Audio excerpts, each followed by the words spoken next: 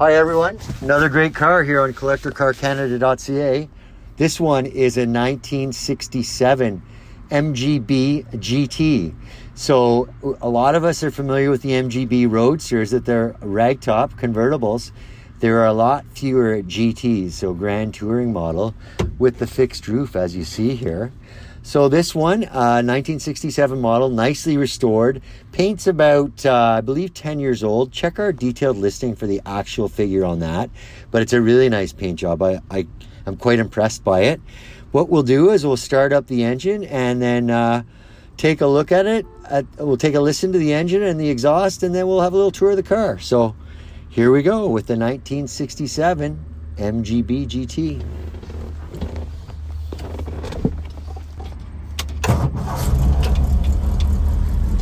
Pretty nice, easy start. I didn't even give it any gas. I won't claim that to be a cold start. I did just drive the car over to this site from our staging area today.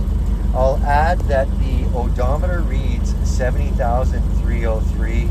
I can't be sure about that mileage at the moment. I'll look into that with the owner and documentation on the car, but it does read under 71,000 miles. So I'll release that hood. Got it, no problem at all. Another look at the fine red paint on this 1967 MGB GT. In my mind, I'm having a little fun with 1967 being centennial year for Canada, and the MGB GT is painted red. How appropriate for a car in Canada. So, this might be a little tricky with just one hand. Oh, there we go, nice and easy. And this drops down, I know. We slide that prop rod into place, and away we go. So you can see how that prop rod works. It's actually fixed on the hood and drops down. So this engine, a 1.8 liter, 1.8 liter, it was rated from the factory at 95 horsepower. So a true sports car of the time. Not so much on the power, but it's more about handling and the bends. Twin SU carburetors in this car, and it comes equipped with a 4-speed manual transmission. Neat MG emblem here on the grill, and I do know that this AA is the Automobile Association of Great Britain, sort of the British equivalent of the CAA here in Canada, and a lot of British car owners, I find, at the shows and such, like to have an AA badge on their car. They have a little fun with an extra touch of British on the car.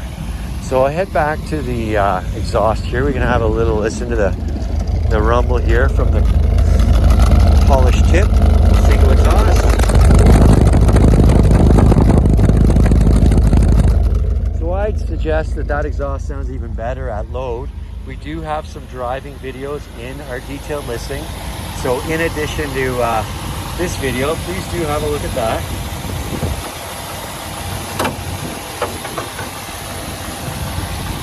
Yeah, a little look at the underside of the hood. Down it goes.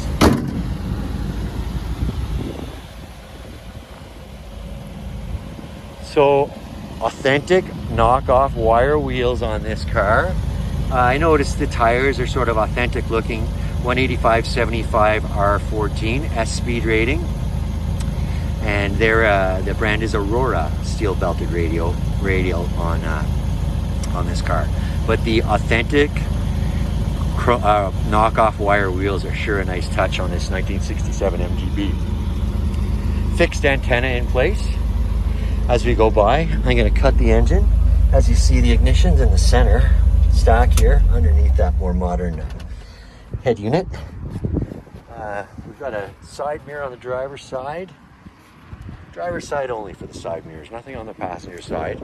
But one nice thing, of course, a 95 horsepower 4-cylinder out of Britain. It's not going to be equipped with air conditioning, but these vent windows sure are great. I'm not sure why the industry stopped making those, because you can get those at a certain angle and it blows cool air. Well, it blows the wind right to where you like having it. And it's a hot day today. It'd be nice to have today. Speaking of windows, these rears open as well. I'm not sure if my shoulder will allow me to open that. Oh yeah, I can.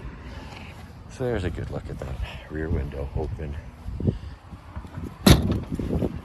So that helps with the air circulation through the car as well, being that there is a rear seat. We'll get a little closer in a minute. Here's a look at the wire wheel, knockoff wire wheel in the rear.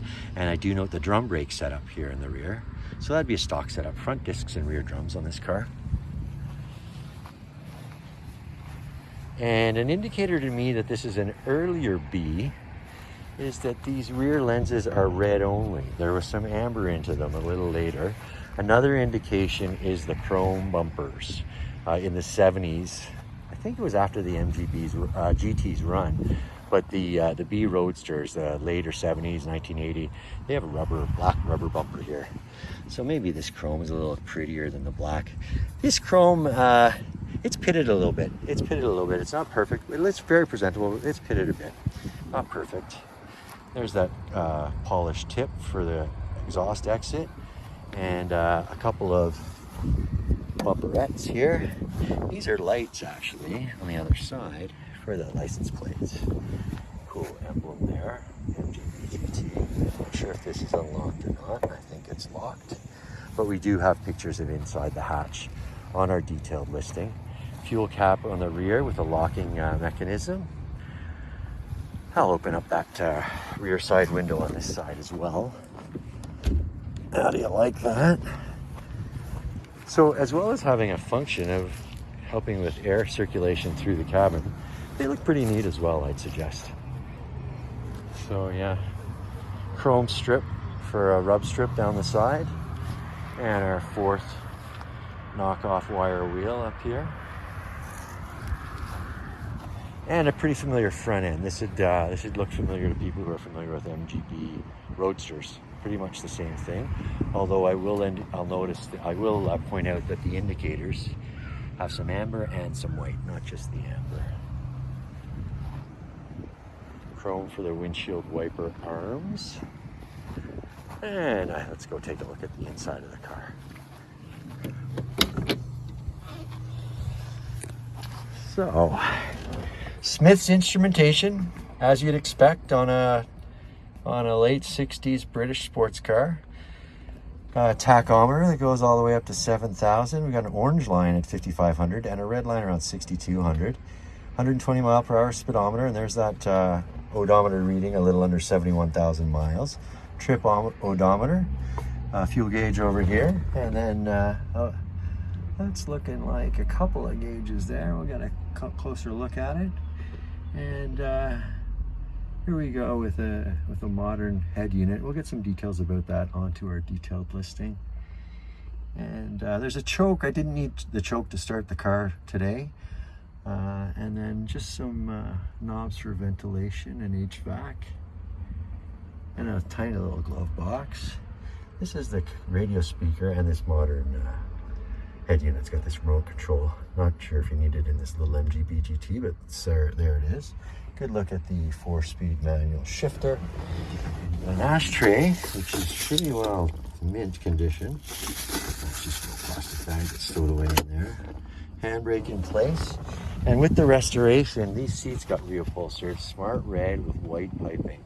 They are vinyl, not leather, but they sure do look smart in this car. They just pop right up.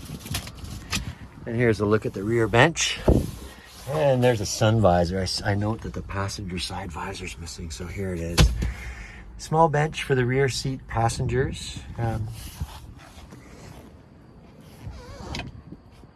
Yeah, you could put 2 people in there for a short run, or children for a little bit longer. And a good look at the hatch.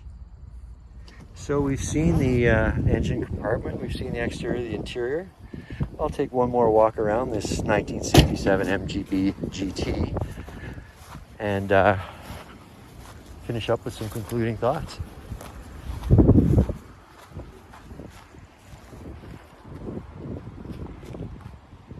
So just a few concluding thoughts about the 1967 MGB GT. Again, the GT implies a fixed roof, GT for grand touring. And this car comes equipped with a 1.8 liter inline 4-cylinder engine. That's the pumpers are a twin pair of SU carburetors. There's a 4-speed manual transmission sending power to the rear wheels. So rear drive, and originally rated at 95 horsepower. So this car is more about probably the rural roads and the bends. An enjoyable driver. Beautiful restoration. We do have a really comprehensive set of photos and more videos on the detailed listing. So please look at those. I don't have a lot number for you right now. So please just search 1967 MGB GT on CollectorCarCanada.CA. Thank you very much for watching, and it's on to the next car.